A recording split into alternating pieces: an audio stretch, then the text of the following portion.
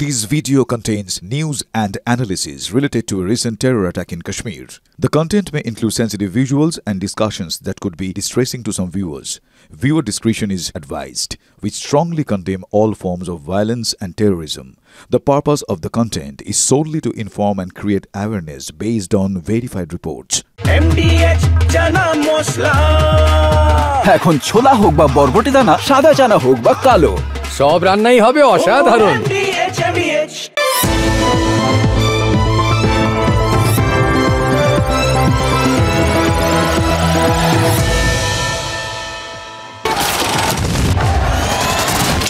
আমি এই পুলিশ আজ 23 বছর একসাথে কাজ করেছি।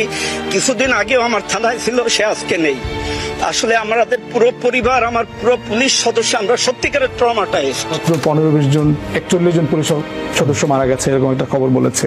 এটা আসলে কয়েকশো মারা গেছে এবং ব্রুটালি মারা গেছে। পুলিশের লোকজন আমাদেরকে বলেছে জবাই করেছে আপনার বিভিন্ন জায়গায় পুলিশ সদস্যদেরকে। যদি মেট্রো রেলে আগুন না দেওয়া হতো, যদি পুলিশদেরকে না মারা হতো, তাহলে বিপ্লবটা এত সহজেই অর্জিত হতো না, কিংবা ফ্যাসিবাদের পতন নিশ্চিত করা যেত না।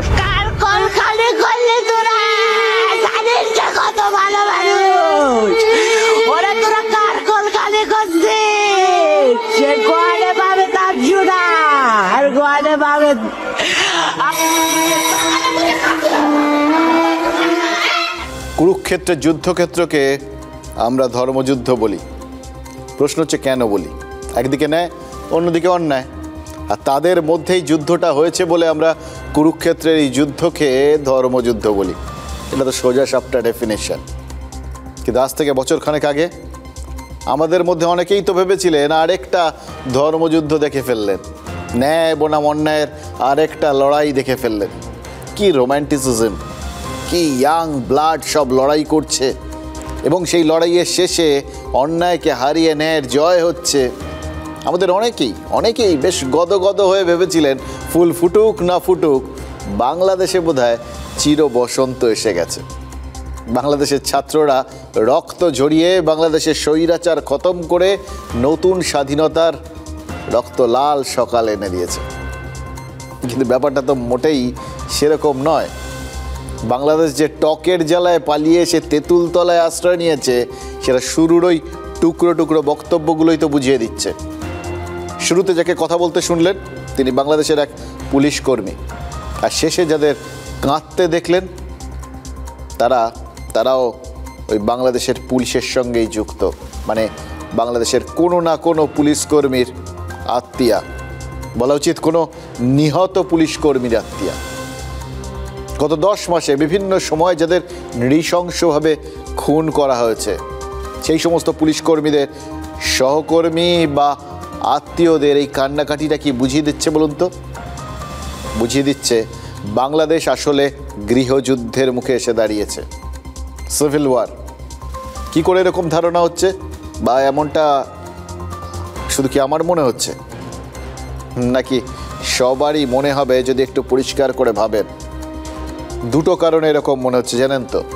প্রথমত, এই যে বক্তব্যগুলো শুনলেন, এই বক্তব্যগুলোর মধ্যে একজনকে বলতে শুনলেন না, গত বছর জুলাই আগস্ট বিপ্লবের সময় যদি মেট্রো স্টেশনে আগুন না লাগানো হতো, অথবা যদি ওই পুলিশ কর্মীকে খুন করে রাস্তায় টাঙিয়ে না দেওয়া হতো, তাহলে নাকি শেখ হাসিনার সরকারের পতন নিশ্চিত করা যেত না।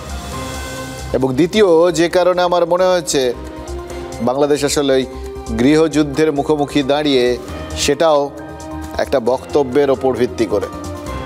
সোশ্যাল মিডিয়ায় একটা ভিডিও ভাইরাল হয়েছে জানেন তো, আর সেই ভিডিওতে একজনকে বলতে শোনা যাচ্ছে হাসিনার আমলে পুলিশের যে হাল হয়েছিল, সেই একই হাল হতে পারে এই অন্তর্বর্তী সরকারের আমলেও। একইভাবে পুলিশকে খুন করে ঢাকার যাত্রাবাড়ির ব্রিজ থেকে ঝুলিয়ে দেওয়া হতে পারে। রেলে আগুন না দেওয়া হতো, যদি পুলিশদেরকে না মারা হতো, তাহলে বিপ্লবটা এত সহজেই অর্জিত হতো না, কিংবা ফ্যাসিবাদের পতন নিশ্চিত করা যেত না। পরবর্তীকালীন সরকারের পুলিশ আমাদের গায়ে হাত দিবে, ওই হাত আর আস্ত রাখবো না। পরিষ্কার কথা, ওই যাত্রাবাড়িতে যেমনি ভাবে জনতা ওই ব্রিজে ঝুলিয়েছিল, এই গণ অধিকার পরিষদ এবং গণ অভ্যুত্থানের কোন নেতা কর্মীর গায়ে হাত তোলা হলে ওইভাবে ঝুলিয়ে দেওয়া হবে। কি বুঝলেন? এই পুলিশ কর্মীদের নৃশংসভাবে হত্যা করে তাদের ওই বিভিন্ন জায়গা থেকে ঝুলিয়ে দেওয়াটা যদি বিপ্লবের নিদর্শন হয়, যদি সরকারের পতনের ইঙ্গিতবাহী হয়, তাহলে তো আরও একটা বিপ্লব জাস্ট এলো বলে ওই মোড়ের মাথায় দাঁড়িয়ে আছে। যা বলছেন এরা, তার মানে তো তাই। দেখুন, 1 বছর আগে যে সমস্ত পুলিশ কর্মী বাংলাদেশে খুন হয়েছিলেন, তাদের আত্মীয়দের চোখের জল তো এখনও শুকোয়নি। ভাবতে পারছেন? তার মধ্যেই ফের পুলিশকে খুনের হুমকি যিনি দিচ্ছেন, তিনি নিজেকে গণ অভ্যুত্থানের একজন কর্মী বলে দাবি করছেন। আমার কি মনে হয় জানেন, এদের কসাই বললেও ভুল হবে না, কারণ প্রকাশ্য রাস্তায় দাঁড়িয়ে যিনি খুনের হুমকি দিতে পারেন, তিনি আর যাই হন, গণতান্ত্রিক কোনো মানুষ নন, বরং গণতন্ত্র বিরোধী এবং অবশ্যই অবশ্যই মৌলবাদের সমর্থক। এরা যাই হোক, এই দুটো বক্তব্যই কিন্তু পরিষ্কার বুঝিয়ে দিচ্ছে বাংলাদেশে গত 1 বছর আগে যে আন্দোলন হয়েছিল এবং এখন এই মুহূর্তে বাংলাদেশ যে পরিস্থিতিতে এসে দাঁড়িয়েছে, সেই দুটো বিন্দুর মধ্যে 10 মাসের ফারাক থাকলেও আসলে কিন্তু কোনো ফারাক কেন, কোনো কিচ্ছু নেই, কোনো পার্থক্য নেই, একদম সেম। বাংলাদেশ যেখানে ছিল, যে তিমিরে ছিল, সেখানেই আছে। কারণ যে ভয়ের রাজনীতি ওই শেখ হাসিনা সরকারের আমলে কায়েম হয়েছিল বলে অভিযোগ, যার জন্য এত বড় একটা আন্দোলন হলো, সেই একই ভয়ের রাজনীতি হাসিনা সরকারের পতনের পরেও তো মনে হচ্ছে জারি আছে। সত্যি কথা বলতে কি, শুধু জারি নেই, শত গুণে বৃদ্ধি পেয়ে জারি আছে, শুধু শাসকের মুখটা পাল্টেছে। এখন প্রশ্ন হচ্ছে, বাংলাদেশ কেনই ভয়ের রাজনীতির থেকে কিছুতেই বেরোতে পারছে না? উত্তরটা খুব সহজ, কারণ মানুষের মনে যতক্ষণ ভয় থাকে ততক্ষণই তো দাদাগিরি করা যায়। দাদাগিরি কারা করে? যারা হঠাৎ করে এসে পড়ে পাওয়া 14 আনার মতো সব কিছু দখল করে নেয়, হামলে পড়ে কোথাও থেকে এসে। আর ভয়ে ভেঙে গেলেই তারা জানে ওই দড়িতে টান পড়ে আর রাজা খান খান হয়ে যায়। এটা ওই হীরক রাজার ক্ষেত্রে যেমন সত্যি, তেমন ইউনুস রাজার ক্ষেত্রেও একেবারে সত্যি। বিশ্বাস করুন, আমরা বলছি না, বাংলাদেশের বিভিন্ন সংবাদ মাধ্যমে বলছে ইউনুসের কোমরে দড়ি বেঁধে নাকি বেজায় টানাটানি শুরু হয়ে গেছে। জানেন তো, একদিকে দড়ি ধরে আছেন ওই বেগম খালেদা জিয়ার বিএনপি, আর একদিকে নাকি দড়ি ধরে আছে বাংলাদেশের সেনা। এবার এই দুইয়ের চাপেই নাকি মোহাম্মদ ইউনুস প্রায় পদত্যাগ করে ফেলেছিলেন। মানে ইউনুস নাকি পদত্যাগপত্র লিখে টিকে একদম রেডি হয়ে গেছিল, ফেয়ারওয়েল স্পিচ পর্যন্ত নাকি টাইপ করা হয়ে গেছিল। গতকাল রাতে ঢাকার যমুনা, যেখানে ইউনুসের বাড়ি, সেখানে তার সঙ্গে দেখা করতে গেছিলেন নাহিদ ইসলাম। এই নাহিদকে জানেন তো, ওই যে 1 বছর আগে যে আন্দোলনের সূচনা হয়েছিল বাংলাদেশে, সেই আন্দোলনের অন্যতম ভগীরথ, ঢাকা বিশ্ববিদ্যালয়ের প্রাক্তন ছাত্র নাহিদ। কোটা বিরোধী আন্দোলনের অন্যতম কর্মী হিসেবে শুরু থেকেই সামনের সারিতে ছিল। পরবর্তী সময় তিনি এতটাই প্রভাবশালী হয়ে ওঠেন যে টাইম ম্যাগাজিনের মতো বিখ্যাত পত্রিকার পরবর্তী 100 জন প্রভাবশালীর তালিকায় নাম তুলে ফেলেন। সে যাই হোক, বর্তমানে নাহিদ বাংলাদেশের জাতীয় নাগরিক পার্টির একজন নেতা এবং তিনি প্রথম কাল রাতে জানান মোহাম্মদ ইউনুস অন্তর্বর্তী সরকারের প্রধানের পদ থেকে পদত্যাগ করতে চাইছেন। আর তারপরে অনেকে বলতে শুরু করেন, যা রটেছে তার কিছুটা তো নিশ্চয়ই ঘটবে। ইউনুস নিশ্চয়ই ওই গদির মায়া কাটিয়ে তুল্য ঝোলা চলল ভোলা বলে বাংলাদেশকে ফেলে রেখে ফের ফ্রান্সে চলে যাবেন। অবশ্য এক্ষেত্রে হয়তো ব্যাপারটা একটু অন্যরকম হবে আর কি, তুলনাটা আর কি, ওই রইল ঝোলা চলল বলা, এইটা ঠিক হবে। এসছিলেন ফ্রান্স থেকে, আবার ফিরে যাবেন ফ্রান্স থেকে। মাঝখানে বাংলাদেশকে কাঁধে তোলার চেষ্টা করেছিলেন, কিন্তু হয়তো হচ্ছে না, এইভাবেই ফিরবেন। কিন্তু দেখুন, এদের না কোনটা মুখ কোনটা মুখোশ বোঝাটা খুব মুশকিল। আজ সকাল থেকেই মুদ্রার অন্য পিঠটা সামনে চলে আসে। ইউনুসের উপদেষ্টা মণ্ডলীর অন্যতম সদস্য ফৈয়াজ আহমেদ সোশ্যাল মিডিয়ায় জানিয়েছেন, বাংলাদেশের প্রধান উপদেষ্টার পদ থেকে তাদের বস মোটেই পদত্যাগ করছেন না। এবার প্রশ্ন হচ্ছে, কেন ইউনুসের পদত্যাগের সম্ভাবনাটা সামনে এলো, আর কেনই বা পদত্যাগের সিদ্ধান্ত নিয়েও পিছু হটলেন ইউনুস? হতে পারে এটা নাটক, কিন্তু তাহলে তো প্রশ্ন উঠবে এই নাটকটা করার প্রয়োজনটা কেন হলো? কেন প্রথমে ইউনূস এক ঘনিষ্ঠকে দিয়ে রটিয়ে দিলেন যে তিনি প্রধান উপদেষ্টার দায়িত্ব ছাড়তে চলেছেন, আর তারপর আরেক ঘনিষ্ঠকে দিয়ে কেন প্রচার করলেন যে তার দায়িত্ব ছাড়ার কোনো ইচ্ছেই নেই? প্রশ্নই ওঠে না। এই দুটো প্রশ্নের উত্তরই একটা জায়গায় লুকিয়ে আছে, আর সেই জায়গাটা হলো এই দড়ি ধরে টানাটানি, বিএনপি আর বাংলাদেশের সেনার চাপের জায়গাটা। দেখুন, সব কিছুরই যেহেতু একটা এক্সপায়ারি ডেট থাকে না, সেই মেয়াদ উত্তীর্ণ হওয়ার সময়সীমাটা পার হয়ে যাওয়ার পর কিন্তু যে বিষয়টার মেয়াদ উত্তীর্ণ হয়েছে সেটা ডাস্টবিনে জায়গা পায়। যেহেতু বাংলাদেশের অন্তর্বর্তী সরকারের মেয়াদও যে কোনো সময় ফুরিয়ে আসতে পারে, বিশেষ করে যখন মানুষজন সবাই গণতান্ত্রিক পদ্ধতিতে নির্বাচনের দাবিটা ক্রমাগত তুলে যাচ্ছেন, তখন এদেরও যে একটা সময় আস্থা করে স্থায়ী হবে এটাই তো স্বাভাবিক। সময় ফুরিয়ে যাবে, ফুরিয়ে গেলে ডাস্টবিনে, এটাই নিয়ম। কিন্তু কীরকমভাবে তাকে ওইখানে ফেলা হবে সেটা নির্ভর করছে তার মানসিকতাটা কীরকম তার ওপর। যেচে নির্বাচন করবে না চাপে নির্বাচন করবে। যদি সে যেচে করে তাহলে হয়তো তাও একটা সম্মানজনক প্রস্থানের রাস্তা খোলা থাকবে। কিন্তু আপাতত যে জায়গাটা দেখা যাচ্ছে তাতে তো এই যে উপদেষ্টা মণ্ডলী বা অন্তর্বর্তীকালীন সরকার কারোরই যেতে নাহি চাই। লোক যে যেতে নাহি দিব এটা বলা স্কোপ এরা দিচ্ছে না। ওই অস্ট্রেলিয়ান ফর্মুলা এদের চলার বিন্দুমাত্র আগ্রহ নেই। অস্ট্রেলিয়ান ফর্মুলাটা জানেন তো? অস্ট্রেলিয়ান ক্রিকেটাররা বলে তারা সব সময় বিশ্বাস করে সেই সময় অবসর নেবে যখন লোকে বলবে আরে ও কেন চলে গেল, এখনো তো কত খেলতে পারতো। তারা একদম সেই দিনটার জন্য ওয়েট করতে চায় না যেদিন লোকে বলবে আরে এখনো কেন সরছে না, ঘাড় ধাক্কা দিয়ে সরিয়ে দাও। এই বাংলাদেশে মনে হচ্ছে ব্যাপারটা একদম তার উল্টো, জানেন তো? দেখুন, হাসিনা সরকারের পতনের পর পরবর্তী নির্বাচিত সরকারের দায়িত্ব নেওয়ার আগে পর্যন্ত এই অন্তর্বর্তী সরকার দেশটা চালাবে এটাই তো সিদ্ধান্ত ছিল। সেই শর্ত মেনে এই দায়িত্ব নিয়েছিলেন মোহাম্মদ ইউনূস। কিন্তু তিনি যে আসলে বিড়াল তপস্বী, ওই ধ্যানমগ্ন চেহারায় যতই চোখ বুজে থাকুন, আসলে তার নজর যে ওই ভাজা মাছ মানে ওই ক্ষমতার দিকেই, সেটা তো বিএনপির মতো রাজনৈতিক দলগুলো এতদিনে বুঝছে, এখন বুঝছে। কারণ বাংলাদেশের অন্তর্বর্তী সরকার পরিষ্কার বলে দিচ্ছে দেশে নির্বাচনের সময় এখনও আসেনি। ইউনূসের উপদেষ্টা মণ্ডলীর সদস্য সৈয়দা রেজওয়ানা হাসান বলেছেন এই বছরের শেষ থেকে 2026-এর জুনের মধ্যে যে কোনো একটা সময় নাকি বাংলাদেশে ভোট হতে পারে। এবার যতদিন না ভোট হচ্ছে ততদিন এই তত্ত্বাবধায়ক সরকারের হাতেই থাকবে বাংলাদেশ। আর বিএনপির মতো দলগুলোর হাতে কি থাকবে? পেন্সিল। এই সহজ সরল সত্যিটা অবশেষে একটু একটু করে বুঝতে পারছেন বেগম খালেদা জিয়ার মতো বিরোধী নেত্রীরা। তারা এখন বুঝছেন যে ভোটের প্রতিশ্রুতিটা আসলে ওই খুঁড়োর কলে ঝোলানো গাজরটার মতো, যেটা তাদের সামনে ঝুলেই থাকবে। আর সেটা ঝুলিয়ে রেখে সময় কিনছেন ইউনূস আর তার উপদেষ্টা মণ্ডলীর এই সদস্যরা। এটা তারা যত বুঝছেন ততই তাদের সঙ্গে বাংলাদেশের অন্তর্বর্তী সরকারের একটা দূরত্ব তৈরি হচ্ছে। এবার এই বিএনপি নেতারা নাকি গত 4-5 দিনে বারবার ইউনূসের সঙ্গে দেখা করতে চেয়েছিলেন, তার সঙ্গে কথা বলবেন বলে সময় চেয়েছিলেন, কিন্তু ইউনূস তাদের সময় দেননি।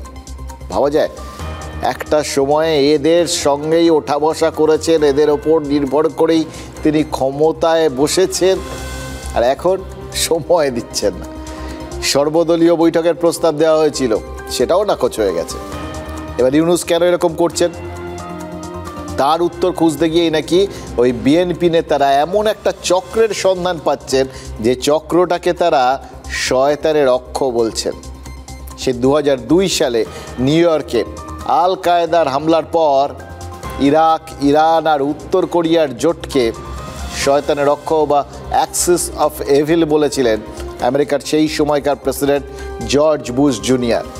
আর তারপরে 2025 আবার সেই শয়তানের অক্ষ ফিরে এলো বাংলাদেশে, মানে বাংলাদেশ নিজেরা খুঁজে পেয়েছে আর কি। এবার এই শয়তানের অক্ষে কারা কারা আছেন বলে শোনা যাচ্ছে? ইউনুসকে কেন্দ্র করে যে উপদেষ্টা মণ্ডলী রয়েছে সেই উপদেষ্টা মণ্ডলী এবং ওই নাহিদের মতো জাতীয় পার্টির নেতাদের অ্যাক্সিস অফ এভিল বলছে বিএনপি, শয়তানের অক্ষ। কেন বলছে তার একটা ব্যাখ্যাও তারা দিচ্ছে। বিএনপির অভিযোগ এই যে চক্র এটাই কোনোভাবে চাইছে না বাংলাদেশে নির্বাচন হোক এবং ভোট যত সম্ভব পিছিয়ে দিয়ে বাংলাদেশে একটা স্বৈরাচারী পরিবেশ তৈরি করতে চাইছে তারা। কারণ একটাই, নির্দিষ্ট কয়েকজনের হাতে ক্ষমতা ধরে রাখতে চাইছে। আর এখানেই আশঙ্কার অন্যতম কারণ খুঁজে পাচ্ছেন বেগম খালেদা জিয়ার ছেলে বিএনপির নেতা তারেক রহমান।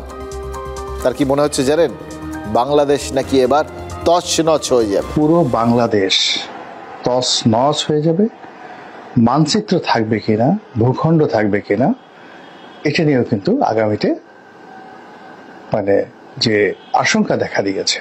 তারেক রহমানের না এই কথাটা শুনে হঠাৎ করে একটা কথা মনে পড়ে গেল, জানেন তো আমাদের উপমহাদেশটা কি হয়েছে বলুন তো।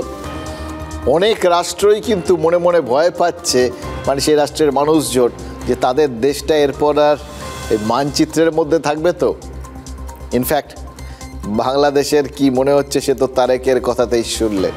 আর পাকিস্তানের মানুষজন ওই ভারতের অপারেশন সিঁদুরের পর তাদের মনের মধ্যেও তো একই আশঙ্কা ঘুরপাক খাচ্ছে, এর পরে যা হবে, এ যা হলো তাতেই এই। তাও আবার বলেছে এটা ট্রেলার, আসল মুভি এলে আমাদের দেশটাকে আর খুঁজে পাওয়া যাবে তো। এবার যাকগে বাংলাদেশের কথাই বলি, ওই পাকিস্তানেরটা পাকিস্তান বুঝবে, আমরা বুঝবো একটু পরে। এবার তারেকের এরকম কেন মনে হচ্ছে, এই জায়গাটায় আসুন। মনে হচ্ছে কারণ বাংলাদেশের তত্ত্বাবধায়ক সরকার আওয়ামী লীগকে নিষিদ্ধ করেছে। এবার খেয়াল করে দেখুন, আওয়ামী লীগের বিরুদ্ধে, আওয়ামী লীগ তার একটা গণতান্ত্রিক পদ্ধতিতে নির্বাচিত দল ছিল, তারা সরকার চালাচ্ছিল।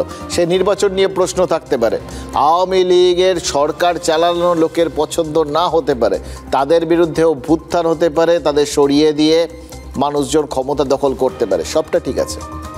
তা আওয়ামী লীগের একটা বড় সমর্থক সংখ্যা ছিল, সেটা তো উড়িয়ে দেওয়ার কোনো জায়গা নেই। এবং আওয়ামী লীগ একটা রাজনৈতিক দল হতে পারে এই মুহূর্তে অপছন্দের রাজনৈতিক দল, কিন্তু তা বলে গণতান্ত্রিক পদ্ধতিতে কোনো রাজনৈতিক দলকে এভাবে মুছে দেওয়া যায় নাকি?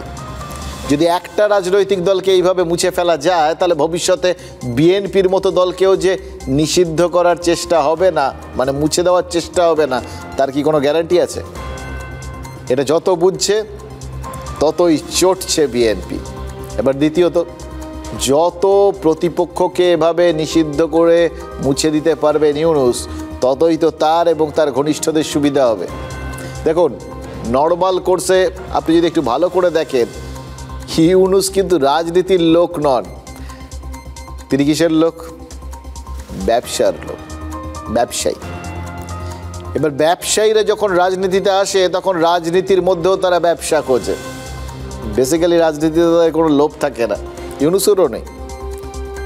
তিনি এই পার্টটা কিন্তু বলেছিলেন তিনি, রাজনীতিতে আমার কোনো লোভ নেই, হাফ বলেছিলেন। অশ্বত্থমা হত ইতি গজর মতো তার যে লোভ ব্যবসাতে, সেইটা বলেননি। দায়িত্ব নিচ্ছিলেন তো তখন, ওই জন্য শুধু বলেছিলেন রাজনীতিতে তার কোনো লোভ নেই, জোর দিয়েছিলেন লোভ নেইটার ওপরে। লোকে ভেবেছিল আহা নির্লোভ, একটা সন্ন্যাসী সুলভ মানুষ, তারপর আবার নোবেল পাওয়া, চারটিখানি ব্যাপার না। যা করছেন দেশের জন্য করছেন। কোথায় ফ্রান্সে নিশ্চিন্তে থাকতো, তার বদলে এরকম বাংলাদেশে এসে থাকবেন, এত কষ্ট করবেন। আহা হা, কি দেবতুল্য মানুষ উনি, কি তুল্য মানুষ, তার প্রমাণ উনি প্রত্যেক পদে দিচ্ছেন। তারপর থেকে যা করছেন তার সব কিছুতে রাজনীতি তো রয়েছে, কিন্তু সেটা ব্যবসায়িক রাজনীতি। প্রথমত দায়িত্ব নেওয়ার পর প্রথমেই তিনি বেছে বেছে আওয়ামী লীগের নেতাকর্মীদের ধরে ধরে জেলে পুরেছেন। তারপরে একটা সময় যখন সেই কাজটা প্রায় হয়ে এসছে বলে তার মনে হয়েছে, তখন তিনি আস্তিনের আড়াল থেকে ওই জামাতের মতো মৌলবাদী সংগঠনগুলোকে ডাইরেক্ট অ্যাকশনে নামিয়ে দিয়েছেন। এই দ্বিতীয় পর্যায়ে এসে বাংলাদেশে যারা সংখ্যালঘু হিন্দু, সেই মানুষজনের ওপর হামলা হয়েছে। মৌলবাদীদের আক্রমণে বাংলাদেশের হিন্দুরা দ্বিতীয়বার দেশ ছাড়া হওয়ার ভয় পেয়েছেন। তাদের অনেকের প্রাণ গেছে, সম্পত্তি গেছে। ৭১-এর পর ফের একবার তারা নিজেদের নিজ ভূমে পরবাসী ভাবতে শুরু করেছেন। এবার এটাও যখন প্রায় হয়ে গেছে, জামাত যখন বলছে জব ডান, তখন ইউনূস তার তৃতীয় তাসটা ফেলেছেন। সেটা কি? সেটা হলো ঋণ শোধ, গুরুদক্ষিণা। তাকে নিয়ে আসা এবং বসানো এবং তার আগে হাসিনাকে সরানো, পুরোটার পেছনেই তো আমেরিকার হাত আছে, এটা হাসিনা অভিযোগ করেছিলেন। এখন সেটা কোথাও গিয়ে সার্টিফাই করছেন ইউনূস।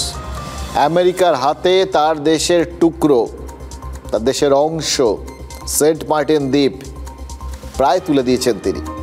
খেয়াল করে দেখুন, হাসিনা এটাই বলেছিলেন, ওই সেন্ট মার্টিন দ্বীপটা দিতে চাননি বলেই তাকে ক্ষমতাচ্যুত হয়েছে, দেশচ্যুত হতে হয়েছে।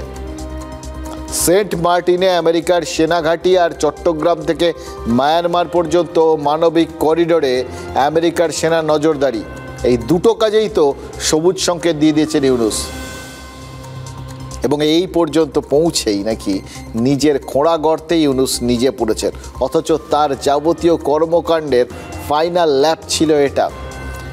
এটার পেছনেই তো, এটার মধ্যেই তো তার যাবতীয় ব্যবসায়িক স্বার্থ জড়িত ছিল। কিন্তু যে সময়টায় ব্যবসাটা ঠিক হবে, দেনা পাওনাগুলো মিটবে, সেই জায়গাতেই তো নিজের খোঁড়া গর্তে পড়ে গেলেন। বাংলাদেশের মাটি তিনি আমেরিকার সেনার হাতে তুলে দিচ্ছেন, এটা নাকি বাংলাদেশের সেনা ভালোভাবে নিচ্ছে না। সেনাপ্রধান ওয়াকারুজ্জামান নাকি মানবিক করিডোরের তুমুল বিরোধিতা করেছেন। আমেরিকার সেনা যাতে কোনোভাবেই বাংলাদেশের বিষয়ে নাক গলাতে না পারে, সেটা নাকি ওই তত্ত্বাবধায়ক সরকারকে নিশ্চিত করতে বলেছে বাংলাদেশের সেনা। এবার এই ধরনের রাষ্ট্রগুলো না, এই বাংলাদেশ বা পাকিস্তান, এখানে কিন্তু সেনাদের উপেক্ষা করার মতো জায়গায় সরকার কোনো সময় থাকে না। এই চাপের মুখে দাঁড়িয়েই তাই যাবতীয় নাটকের নাকি পরিকল্পনা, এগুলো প্রেক্ষাপট ছিল। কেন এই নাটকটা করলেন মোহাম্মদ ইউনূস? কেন প্রথমে পদত্যাগের কথা রটিয়ে সহানুভূতি করানোর চেষ্টা করলেন? আর কেন তারপর সেইটা আস্তে আস্তে তিনি পদত্যাগটা করছেন না? মানে করলে, মানে তিনি না থাকলে এই মুহূর্তে বাংলাদেশ প্রায় অভিভাবকহীন হয়ে যাবে, বানের জলে ভেসে যাবে, এরকম একটা পরিস্থিতির কথা ছড়িয়ে দিয়ে তারপর তাই জন্যে তাকে থেকে যেতে হলো। এখনই পদত্যাগ করছেন না, বাধ্য হয়ে থাকছেন, এটাও ঘনিষ্ঠদের দিয়েই ঘোষণা করিয়ে নিলেন। এই হচ্ছে নাটকের প্রেক্ষাপট এবং নাটকের বাস্তবায়ন। পুরোটা প্ল্যান্টেড, পুরোটা স্ক্রিপ্টেড। কিন্তু ইউনূসের এই চালে কি শেষ পর্যন্ত চিরে ভিজবে, নাকি নোবেল শান্তি প্রাইজ জয়ী শান্তি আজ নয়তো কাল নষ্ট হবে? হ্যাঁ, সেটার জন্য সেটা জানতে আর একটু গভীরে যেতে হবে, জানেন তো, বাংলাদেশের ভেতরে ঢুকতে হবে। তাই আরও কিছু কথা বলতেই হবে, যে কথাগুলো আপনারা জানেন, না বললেই নয়।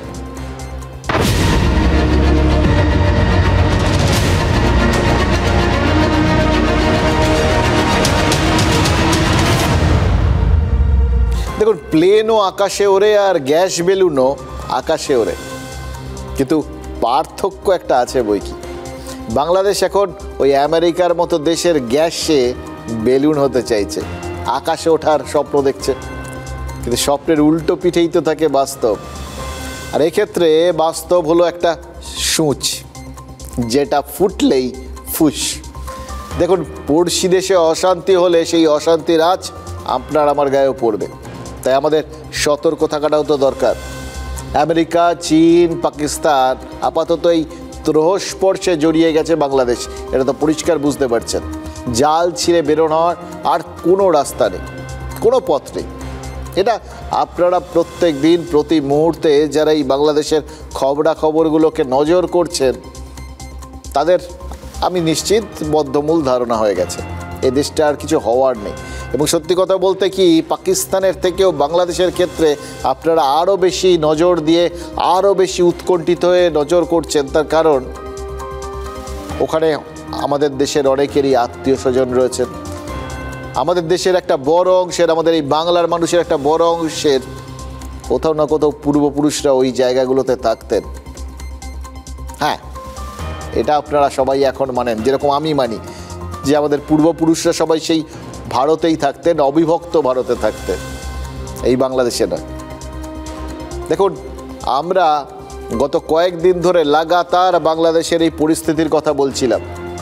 এবার তাতে বাংলাদেশিরা ক্ষিপ্ত হয়ে বলতেই পারেন যে বাংলাদেশ নিয়ে TV9 বাংলার এত ভাবার কি আছে। বিশ্বাস করুন, ভাবার কোনো দরকারই ছিল না, যদি না ওই দেশটা অকৃতজ্ঞ না হতো, বেঈমান না হতো। যে দেশ স্বাধীনতা দিল, যে দেশ বিপদে আপদে পাশে থাকলো, যে দেশ না থাকলে ব্যবসা বাণিজ্য কোনো কিছুতে তাদের দাঁড়ানো সম্ভব হতো না, সেই দেশটার প্রতি মুহূর্তে তারা ক্ষতি চাইছে। এই জন্যে আমাদের কথা বলতে হচ্ছে। আমাদের দেশের দিকে তাকিয়ে আমাদের দেশের ক্ষতি চাইলে আমরা তার প্রতিবাদ করব বই কি। ইনফ্যাক্ট ভারতের ক্ষতি চাইলে কি হয় সেটা হাড়ে হাড়ে টের পাওয়ার সময় এখন বাংলাদেশের। গত বছর 5ই আগস্ট শেখ হাসিনা সরকারের পতন হয়েছিল, আজ 23শে মে, 1 বছরও তো হয়নি। অথচ দেখুন, অন্তর্বর্তী সরকার, তার সহযোগী বিএনপি এবং জামাত এবং সেনা সব কটা পক্ষ তো এক এক দিকে দৌড়চ্ছে, সব ঘেঁটে একত্রিত হওয়া সব শক্তিগুলো এখন একে অপরের শত্রু হয়ে গেছে। ওই দ্বিতীয় না তৃতীয় স্বাধীনতা কি সব বলছিল না, স্বাধীনতা বলে স্বাধীনতা এখন একেবারে সূচ হয়ে ফলা হয়ে গায়ে বিঁধছে। স্বাধীনতার ফল ভুগছে আম জনতা। বিএনপি আর জামাত শেখ হাসিনাকে উৎখাত করেছিল শুধুমাত্র ভারত বিরোধিতার কারণে। আসল লক্ষ্য ছিল হাসিনাকে সরিয়ে মৌলবাদী শাসন এবং তারপর ভারতে অশান্তি ছড়ানো। এটা অনেক বড় বৃহত্তর একটা চক্রান্তের একটা অঙ্গ ছিল। এটা এখন তো পরিষ্কার। যেভাবে পাকিস্তান যখন এই পেহেলগাঁওয়ের মতো কাণ্ড ঘটালো, যখন পাকিস্তান অপারেশন সিঁদুরের আঁচ টের পেল, তখন বাংলাদেশ যেভাবে উচ্ছ্বসিত হয়েছে, সারাক্ষণ মিথ্যের ফানুস উড়িয়েছে। এমনকি এই পেহেলগামের এই নৃশংস হত্যাকাণ্ডে উচ্ছ্বাস প্রকাশ করেছে ওখানকার এক শ্রেণীর লোক। তারপর তাদের জন্য কোনো সহানুভূতি থাকে না, এবং তার থেকেও বড় কথা, বুঝতে এতটুকু অসুবিধা থাকে না ওখানে যাবতীয় যা কিছু হয়েছে শেষ পর্যন্ত ভারতের ক্ষতি করার জন্য হয়েছে। তাই জন্যেই ইউনূসের মতো লোভী ব্যবসায়ীকে বোড়ে বানানো হয়েছে। এবার ক্ষমতার স্বাদ পাওয়া ইউনূস ব্যবসায়িক ভাবনায় চীনকে তার দেশের 1/4 বাজার ইতিমধ্যেই দিয়ে দিয়েছে। ডিল কত জানি না, হয়তো দেখা যাবে অর্ধেক বাজার বা পুরো বাজারে দিয়ে বসে আছে। আমেরিকাকে দেশ বেচার ছাড়পত্র দিয়ে ফেলেছে। এইখানে গিয়ে মৌলবাদী কায়েমি স্বার্থে ঘা লেগেছে। তারা এইটা যে হয়ে যাবে, এরকম বুমেরাং হয়ে যাবে গোটা ব্যাপারটা, এটা তারা ভেবে ওঠেনি। এইবার তাদের মনে হচ্ছে এই রে গেল ব্যাস, স্বার্থের যুদ্ধ। সেনাবাহিনী ও দেশে এখন একটা অপারেশন চালাচ্ছে, জানেন তো, অস্ত্র উদ্ধারের অপারেশন। আওয়ামী লীগ কি বলেছে জানেন? হাসিনার দল বলেছে গত জুলাইতে ওই বিভিন্ন জায়গায় বিভিন্ন থানার থেকে লুট হওয়া অস্ত্রগুলো উদ্ধার হলেই তারা ময়দানে নামবে। এখানেই বিএনপি আর জামাত দুটো পার্টি হেলে গেছে, কারণ তারা এখনো ক্ষমতায় বসার সুযোগটাই তো পায়নি। এর ক্ষমতায় বসার আগেই যদি আওয়ামী লীগ চলে আসে তাহলে কি হবে? অত নিশ্চিন্তে ফাঁকা মাঠে গোল করাটা কি আর সহজ হবে? সম্ভব হবে আদৌ? এই ভাবনাতেই ইউনূসকে ভোটের জন্য চাপ দেওয়া শুরু হয়ে গেছে। আর শুধু চাপ নয়, কদিন আগের বন্ধু, এরা সবাই তো বন্ধুই ছিল তাই না? এখন কি আছে বলুন তো? যাই থাক, একে অপরকে এখন শুধু একটা কথাই বলছে, যেটা আপনি আমি শুনলে মনে হবে বা বুঝে যাব ওটা কথা নয়, বন্ধুদের মধ্যে আলাপচারিতাও না, সোজা বাংলায় থ্রেট করছে একে অপরকে। কার স্বার্থে কখন লাগে আর কে যে কখন টের পায় সেটা এই বক্তব্যগুলোর থেকেই পরিষ্কারভাবে বোঝা যাচ্ছে। গতকাল চট্টগ্রামের কথা বলছিলাম আপনাদের, পার্বত্য অঞ্চল বাংলাদেশের কাছে ওই মরার ওপর খাঁড়ার ঘা হতে পারে। কেন বলেছিলাম কাল, কেন বলেছিলাম আজ তো তার হাতে নাতে প্রমাণ মিলে গেছে। চট্টগ্রাম আর রাখাইন প্রদেশ মায়ানমারের এই দুটো জায়গার মধ্যে দূরত্ব কত জানেন? 300 কিলোমিটারের কাছাকাছি। সেই দূরত্বটা ঘুচে গেছে। রাখাইনের আরাকান আর্মিকে দেখা গেছে চট্টগ্রামের পাহাড়ি এলাকায়। বিবিসি একটা রিপোর্ট পেশ করেছে যেখানে আরাকান আর্মির উপস্থিতির জল জ্যান্ত প্রমাণ রয়েছে। শত্রুর শত্রু আমার বন্ধু, এই নীতিতে বাংলাদেশে তাহলে গৃহযুদ্ধের পরিস্থিতিটা তৈরি হলো বলে। যে 12 লক্ষ রোহিঙ্গাকে আশ্রয় দিয়েছিল বাংলাদেশ, তারাই এখন আইন শৃঙ্খলার বড় বিপদ। এটাই তো হওয়ার ছিল। আগুন নিয়ে খেললে হাত পুড়বে না, তা কি হয় নাকি? এবার এর সঙ্গে জুড়ে গেছে চট্টগ্রাম। চট্টগ্রামের পার্বত্য এলাকার মানুষ শেখ হাসিনার আমলে করা ওই শান্তি চুক্তি মেনে নিশ্চিন্তে ছিলেন। জামাত আর বিএনপি সক্রিয় হতেই ওই পার্বত্য চট্টগ্রামের 40% বাসিন্দার মনে ফের ক্ষোভের আগুন। এবার সেই আগুনকে লেলিহান শিখায় পরিণত করতে চলে এসছে আরাকান আর্মি। ভাবুন, তারা বাংলাদেশের মধ্যে ঢুকে পড়েছে। বাংলাদেশের মধ্যে হয়তো কিছুদিনের মধ্যে দেখা যাবে 4খানা দেশের সেনাবাহিনী ঘুরে বেড়াচ্ছে। আমেরিকার সেনা তো অলরেডি পৌঁছে গেছে। পাকিস্তানি সেনা অফিসাররা মাঝে মধ্যেই আসছেন ট্রেনিং দেওয়ার জন্য, এই বেশ ধরে আর কি। আলটিমেটলি কী করবেন কেউ জানে না। চীনেরা কোন পরিস্থিতিতে কিভাবে কোথায় ঢুকে বসে আছে এখন পর্যন্ত পরিষ্কার নয়। ছিল বা কি মায়ানমার, তারা ঢুকে পড়েছে আরাকান আর্মি। এবার দেশের মধ্যে এরকম পরিস্থিতিতে সব থেকে বেশি বিপদে পড়েছে বিএনপি, আর তারপরের বিপদকার সেনার। কারণ বিএনপি তারা গণতান্ত্রিক পদ্ধতিতে বিশ্বাস করে বলে জানায়, তারা নির্বাচন চাইছে। এবার যদি নির্বাচনে তারা এখন জিতেও আসে, তাহলে এই যে যা যা উৎপাত খাড়া করে যাচ্ছেন মোহাম্মদ ইউনূস, সেগুলো তো তাদের ওপর উঠে লাফালাফি করবে। আর সেনা, লড়াইটা তো তাদের, লড়তে তো তাদের হবে। আমেরিকা তাদের জায়গা ছাড়বে না। আমেরিকাকে ঘাড় ধরে বার করা অত সোজা না, অসম্ভব বাংলাদেশের পক্ষে। আরাকান আর্মির সাথে লড়তে হবে। সে লড়াইতে যদি রক্তপাত হয়, প্রাণপাত হয়, সেটা তো সেনার হবে। আর যদি তার মধ্যে এই জিহাদিরা, এই মৌলবাদীরা, জামাতের মতো লোকজন, তারা আবার দেশের মধ্যে উৎপাত খাড়া করে দেয়, তাদের সাথেও তো লড়তে হবে সেনাকে। নিজেদের মধ্যে লড়াই, সেনার অবস্থা সব থেকে খারাপ। ভাবছেন তো, এই এত লোকের কথা বলছি, মোহাম্মদ ইউনূস তিনি কি বহাল তবিয়তে থাকবেন না? তিনি ফ্রান্স চলে গেলেন বলে আর কি। সেটাও কি এত সোজা? তিনিও তো বাঘের পিঠে চেপে বসেছেন। ইচ্ছে থাকলেও বসে থাকতে পারছেন না নিশ্চিন্তে, চুপচাপ বসতে পারবেন না। কারণ বিএনপি আর সেনা দুপাশ থেকে ক্রমাগত খোঁচাচ্ছে। এবারে দুপাশ থেকে খোঁচা খেয়ে ছটফট করছেন নামার জন্য, কিন্তু নামতেও পারছেন না। নামতে গেলে এই বাঘে খাবে। এবার বাঘটা কে, এ নিয়ে জল্পনা থাকলেও বাঘটার একটা নাম আমেরিকা হতেই পারে, আর সেক্ষেত্রে আরেকটা নাম জিহাদিরা, এই জামাত। আর সেই কারণেই পাল্টা প্রচারে নেমেছেন ক্ষমতালোভী ইউনূস। শাহবাগে ইউনূসের সমর্থনে পোস্টার পড়েছে, আরও 5 বছরে ইউনূসকে চাই। ইউনূস ভোট চান না, কিন্তু ক্ষমতায় থাকতে চান। এবার ভোট হলে বাঘের পিঠ থেকে নামতেই হবে। যে জামাত আর বিএনপি 8-9 মাস আগে ইউনূসকে মাথায় তুলেছিল, তারাই এখন মই কাটতে উদ্যোগী। বিএনপি কদিন আগে ইউনূসকে সর্বকালের সেরা বলেছিল। আজ কি বলেছে জানেন? বলেছে ইউনূস একটা কিডনি চোর, আমেরিকাকে দেশ বেচছে। মজাটা কি জানেন? এটা আমরা 3 দিন আগে বলেছিলাম, আর আজ বিএনপি বলছে। বাংলাদেশের এই জিনিসটা আমার দারুণ লাগে জানেন তো। এই কেউ কিছু বললেই সবাই পাশ থেকে ঠিক ঠিক করে ওঠে। আমার একদম চোখের সামনে সেই হীরক রাজার দরবারটা ভেসে ওঠে। ঠিক কি না?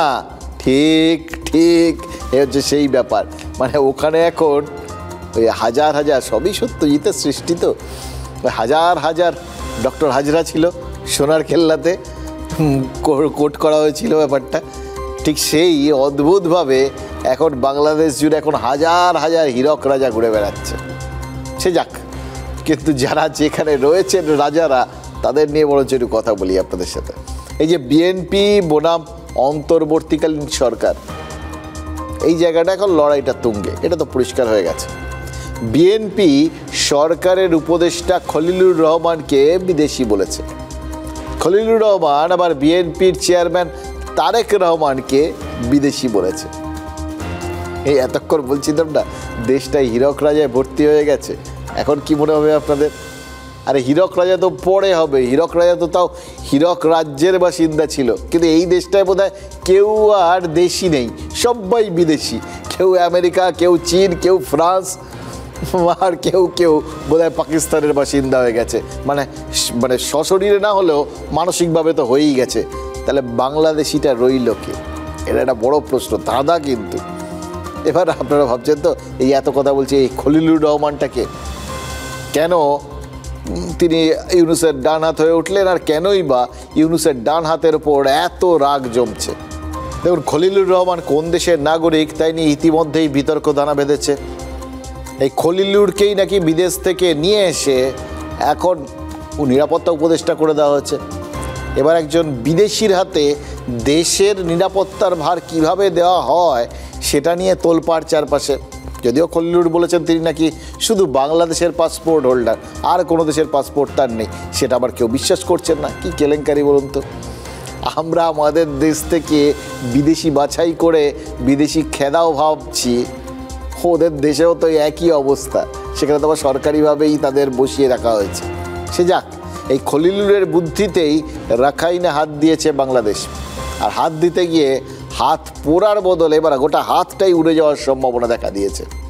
মানবিক করিডোরের প্রস্তাব যতই রাষ্ট্রপুঞ্জ দিক, এর পেছনে আসল খেলাটা তো আমেরিকার, যে খেলার বোড়ে হয়ে গেছে বাংলাদেশ। এবার মাঝপথে খেলা থামাতে পারছে না, মহা মুশকিলে পড়ে গেছে। ইউনূস দুটো কাণ্ড করে বসে আছেন।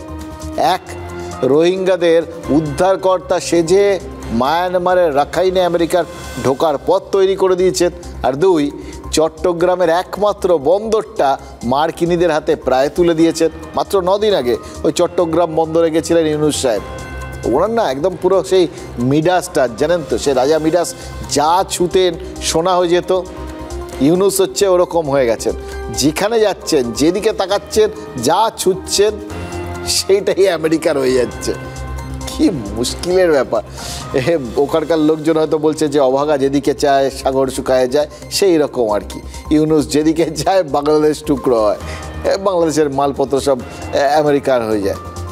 দেখুন, মানুষজন তাই জন্যে মশাল হাতে গণ অভ্যুত্থানে নেমে পড়েছে। ময়দার জাহাজে নাকি মার্কিন সেনার অস্ত্র নেমেছে ওখানে। চট্টগ্রাম বন্দরের টার্মিনালগুলো ঘুরপথে আমেরিকার ওই সংস্থার কাছে বেচার কাজও নাকি কমপ্লিট। ব্যাস, যারা দেশ বাঁচাতে গত জুলাইয়ে অভ্যুত্থান করেছিল, এবার তারাই আরেকবার দেশ উদ্ধারে নেমে পড়েছে। বুঝতে পারছেন? একদিকে রাখাইনের আরাকান আর্মি, অন্যদিকে চট্টগ্রামের পাহাড়, আরেকদিকে চট্টগ্রামের সমতলের ক্ষোভ। গৃহযুদ্ধকে চেয়ে এইভাবে খাল কেটে নিয়ে আসতে একমাত্র বাংলাদেশই পারে। শোনা যাচ্ছে নাকি একটা ঘূর্ণিঝড় আসতে পারে। এবার এলে একরকম, না হলে আর একরকম। তার আগের পরিস্থিতি দেখুন, সকালবেলা মেঘলা হলে একরকম লাগছে, হাওয়া দিলে একরকম লাগছে, রোদ উঠলে একরকম লাগছে, আবার বৃষ্টি হলে আর একরকম লাগছে।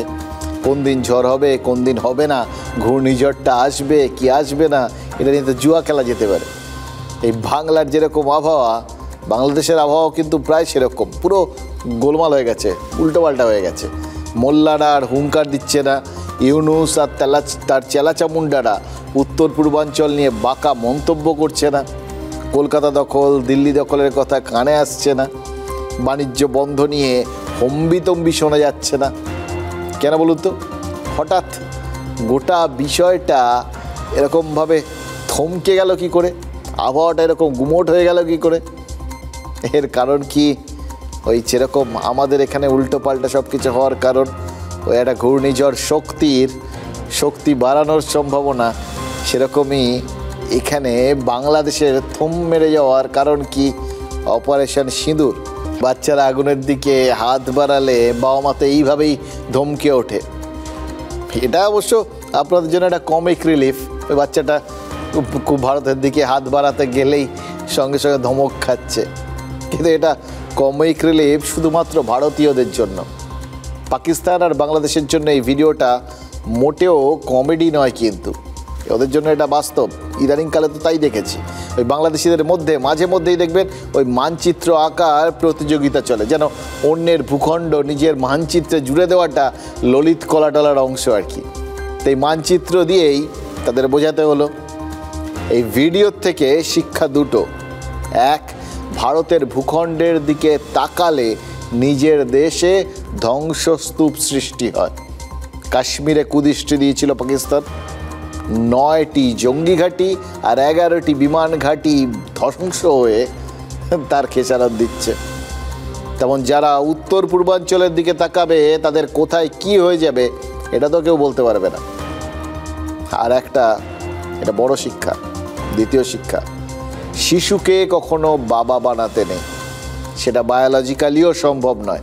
বাংলাদেশের আসল জন্মদাতাকে অস্বীকার করা সম্ভব নয়। তার আসল জন্মদাতাকে অস্বীকার করে শিশুকে বাবা বানাতে গেছিল। শিশু সুলভ আচরণ করেছে, এবার তাকে শাসনও করা হয়েছে। পাকিস্তান শাসিত, ভারত যা যা করার করে দিয়েছে। এবার শিশুর সন্তান আতঙ্কে কাঁপছে। আর এখানেই তৃতীয় শিক্ষা, এই উপমহাদেশে ভারত যখন মারবে তখন কেউ বাঁচাতে আসবে না। বলে না, ভগবানের মার দুনিয়ার পার, প্রায় সেরকম ব্যাপার আর কি।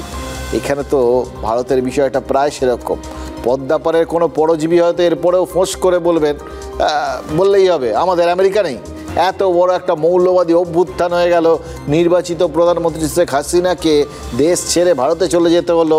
ফ্রান্স থেকে ইউনুস এলেন আর বসলেন, ক্ষমতা নিয়ে নিলেন। ট্রাম্প এসে জানালেন সব বিপ্লব ঘুষের টাকায় হয়েছে। এত কিছু করেছে আমেরিকা, প্লাস আমেরিকার তো বিরাট শক্তি। এই যে পাকিস্তানকে বাঁচিয়ে দিল। মার্কিন প্রেসিডেন্ট ডোনাল্ড ট্রাম্প তো গত 13 দিনে 8 বার বলেছেন তিনিই পরমাণু যুদ্ধটা থামিয়েছেন, তিনিই যুদ্ধটা বিরতি করিয়েছেন। বলেছেন তো ঠিক, পরে ঢোকও গিলেছেন খানিকটা। বলেছেন তিনি অনুরোধ করেছিলেন আর কি, এরকম ব্যাপার আর কি। কিন্তু আমেরিকার প্রাক্তন জাতীয় নিরাপত্তা উপদেষ্টা জন বল্টনও তো পরিষ্কার বলে দিয়েছেন যে ডোনাল্ড ট্রাম্পের দাবিকে অত সিরিয়াসলি নেওয়ার কিছু নেই। লোকটা সস্তায় নাম কিনতে ভালোবাসে। তাহলে ভারত আর পাকিস্তানের টানাপোড়েনের মাঝে আমেরিকা কোথায় ছিল? জার্মানিতে এই প্রশ্নটাই করা হয়েছিল বিদেশমন্ত্রী এস জয়শঙ্করকে। তিনিও খুব সহজ আর মজাদার উত্তর দিয়েছেন, আমেরিকা আমেরিকাতেই ছিল। And where was the US in this process? Well, the US was in the United States. America আমেরিকায় ছিল। বিদেশমন্ত্রী এক কথায় কত কিছু বুঝিয়ে দিলেন। কথাটা অনেকটা এক মহিলার মতো শোনালো, জানেন তো, গল্পটা পড়েছিলাম। তার সন্তানের পিতৃত্ব নিয়ে প্রশ্ন করা হয়েছিল, তিনি বলেছিলেন বাবা জানে বাবাকে। কিন্তু বাংলাদেশ আর পাকিস্তান দুটো দেশই জানলেও স্বীকার করতে চায় না এই দুর্দিনে তাদের বাবাকে। দেখুন, সংঘর্ষ বিরতির পর শেহবাজ শরীফ আমেরিকাকে ধন্যবাদ জানিয়েছিলেন, কিন্তু ভারতের বিদেশমন্ত্রী এস জয়শঙ্কর জার্মানিতে স্পষ্ট করে দিয়েছেন আমেরিকার কোনো কথাই ভারত কানে তোলেনি। আমেরিকাকে জানিয়ে দেওয়া হয় পাকিস্তান বাঁচতে চাইলে তাদেরকেই প্রাণ ভিক্ষা করতে হবে। পাকিস্তান নিজেরাই প্রাণ ভিক্ষা করেছে, তাই জন্য প্রাণে বেঁচেছে। Cessation of firing and military action was something which was negotiated directly between India and Pakistan. We made one thing very clear to everybody who spoke to us, not just United States, but to everybody, saying, look, if the Pakistanis want to stop firing, they need to tell us. We need to hear it from them. Their general has to call up our general and say this. And that is what happened. এর থেকে স্পষ্ট ভাষায় আর তো পাকিস্তানের যাবতীয় দাবিকে, বাংলাদেশের যাবতীয় দাবিকে এবং আমেরিকার যাবতীয় দাবিকে, আশা প্রত্যাশা সব কিছুকে উড়িয়ে দেওয়া যায় না, তাই না? কার কোথায় জায়গা, এ তো পরিষ্কার করে দেখিয়ে দিলেন। কিন্তু তাহলে এটাও তো পরিষ্কার, যতই ফিল্ড মার্শালের মেডেল পান, আসিম মুনিরের পাকিস্তান সেনা আসলে প্রাণ ভিক্ষা করেছিল ভারতের কাছে। পাকিস্তানের সেনাবাহিনীর মধ্যে এই কথাটাও নিশ্চয়ই গোপন থাকবে না, কারণ একটা আন্তর্জাতিক জায়গায় ভারতের বিদেশমন্ত্রী এই কথা বলেছেন, সবাই জেনে যাবে। ইনফ্যাক্ট পাকিস্তানের মানুষজন এখন হাঁ করে বসে থাকে ভারতের কে কোথায় কি বলছেন সেটা গিলবার জন্য। এবার এই কথাটা যখন পাকিস্তানি সেনার কাছে যাবে, তাদের কে হাতে পায়ে ধরতে বলা হয়েছিল তারা ধরেছেন, তবে যুদ্ধবিরতি হয়েছে, এটা জানার পর তাদের মনোবলের অবস্থাটা কী হবে ভেবে দেখেছেন? অপারেশন সিঁদুরের আগে চীন খুব বড় মুখ করে পাকিস্তানকে আশ্বাস দিয়েছিল, অল ওয়েদার ফ্রেন্ড, যাই হোক সব সময় পাশে থাকবো, পাকিস্তানের সার্বভৌমত্ব রক্ষায় চীন সব রকম হেল্প করবে, এরকম ইত্যাদি প্রভৃতি বিবিধ রকম বক্তব্য আর কি। চীন যে হেল্প করেনি তা তো নয়, চীনা মাল দিয়ে হেল্প করেছে, মানে এই অস্ত্রশস্ত্র, স্যাটেলাইটের তথ্য দিয়েও হেল্প করেছে। কি হেল্প করেছে সেটা তো পাকিস্তান টের পেয়েছে, কিন্তু একে একে সব বাকি জিনিসগুলো সামনে আসছে জানেন তো। সংঘর্ষ বিরতির পর পাকিস্তানের উপপ্রধানমন্ত্রী ইশাক দার ফের চীনে গেছিলেন, তাকে কেউ পাত্তাই দেয়নি। বিমানবন্দরে কোনো কেউ তাকে অভ্যর্থনা জানাতে আসেনি, একটা সাধারণ গাড়ি করে নিয়ে যাওয়া হয়েছে। পাক বিদেশমন্ত্রী যদিও দাবি করেছেন তিনি চীন দৃঢ়ভাবে পাশে দাঁড়ানোর প্রতিশ্রুতি দিয়েছে। 50% ডিসকাউন্টে নাকি পঞ্চম প্রজন্মের যুদ্ধ বিমান পাকিস্তানকে দেওয়া হবে। আগস্টেই 30টা বিমান পাবে নাকি পাকিস্তান। পাক পাইলটরা চীনে গিয়ে প্রশিক্ষণ নিচ্ছে। এই ব্যাপারগুলো জানেন তো, ওই খবর ভাসিয়ে দেওয়া বলেন, এগুলো হচ্ছে তাই।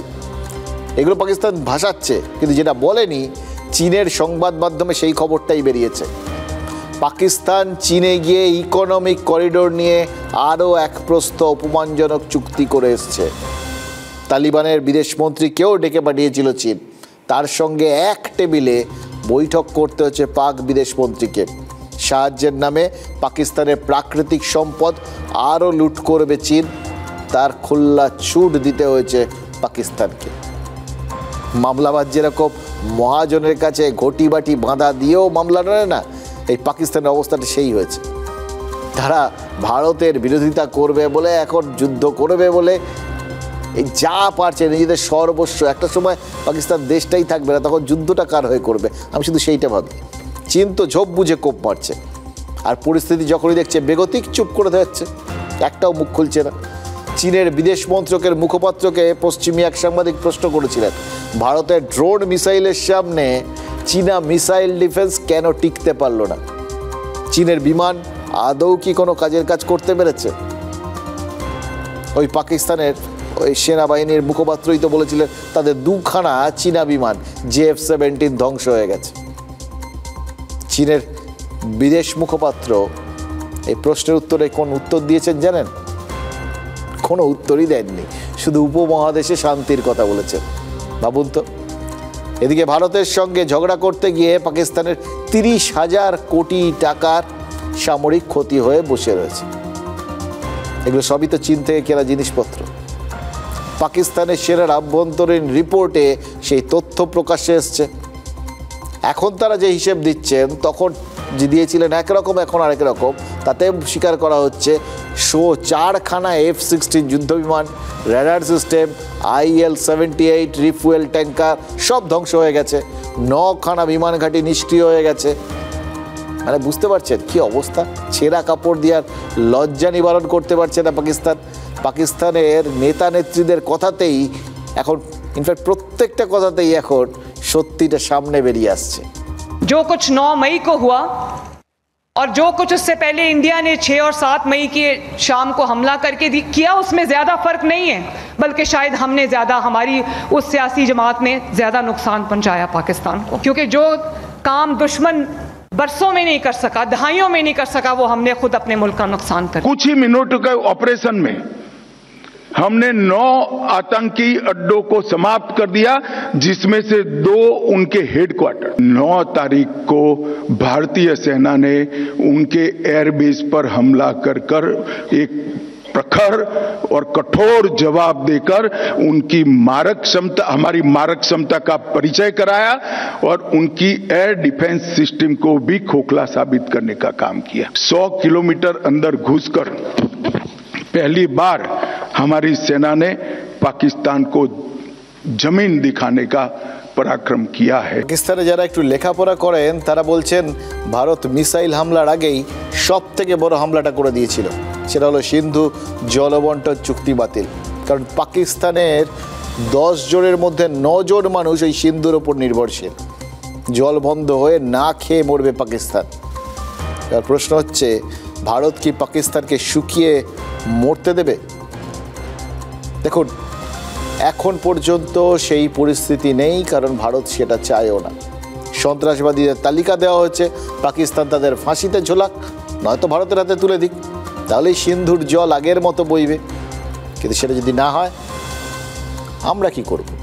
অনাবৃষ্টিতে বাঁধ বন্ধ থাকবে, আর অতিবৃষ্টিতে না জানিয়ে লক গেট খুলে দেওয়া হবে। গ্রীষ্মে খরা আর বর্ষায় ভাসবে পাকিস্তান। আর জলের জন্য সামরিক পদক্ষেপ নেওয়া মানে তো ভারতকেই এগিয়ে যাওয়ার লাইসেন্স দিয়ে দেওয়া, কারণ পাকিস্তানের পায়ে আন্তর্জাতিক অর্থভাণ্ডার শেকল পরিয়ে দিয়েছে।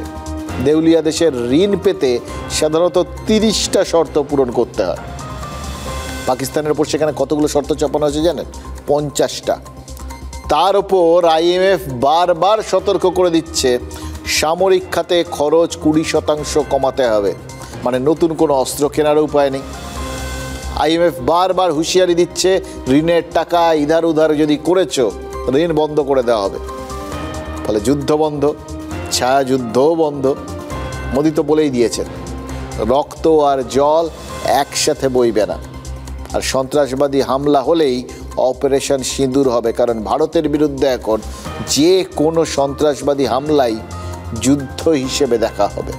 आतंकवाद हो या अशांति फैलाने वाले माओवादी, हमारी सरकार जीरो टॉलरेंस की नीति पर चलती है। দেখুন, সিঁদুর আমাদের দেশে একটা অন্যরকম মানে নিয়ে চলে। এই সিঁদুর রক্ত মাখা হোক, এটা আমরা কেউ চাইনি, কিন্তু বিনা রক্তপাতে তো সার্জেনও অপারেশন করতে পারেন না, তাই না? কিন্তু সার্জেন যখন অপারেশন করেন তখন সেই রক্তপাত তো বন্ধ করতে হয়। ভারত আর পাকিস্তানের মধ্যেও আপাতত রক্তপাত বন্ধ করা গেছে, এবার রাজনীতির পালা। অপারেশন সিঁদুরের সাফল্যের কৃতিত্ব ভাগাভাগি করা নিয়েও তো শুরু হয়ে গেছে বিতর্ক। বিজেপির ছোট বড় সব নেতাকে এই গলির থেকে রাজপথ, মানে রাস্তায় নামার নির্দেশ দিয়ে দিয়েছেন প্রধানমন্ত্রী নরেন্দ্র মোদী। তিরঙ্গা যাত্রা করে সেনার গৌরব গাথা মানুষকে জানাতে হবে। বিরোধীরা কি অভিযোগ করছে? তাদের মতে সামনে বিহারের নির্বাচন, তো তাই এই আয়োজন।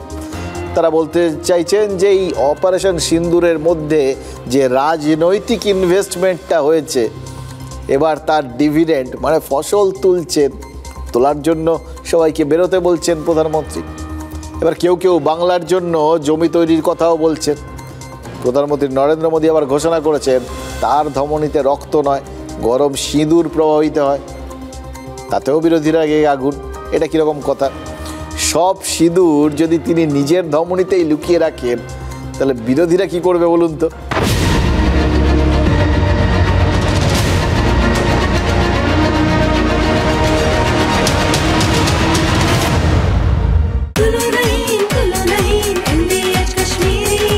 আরে কম দে, কিন্তু খাঁটি দে।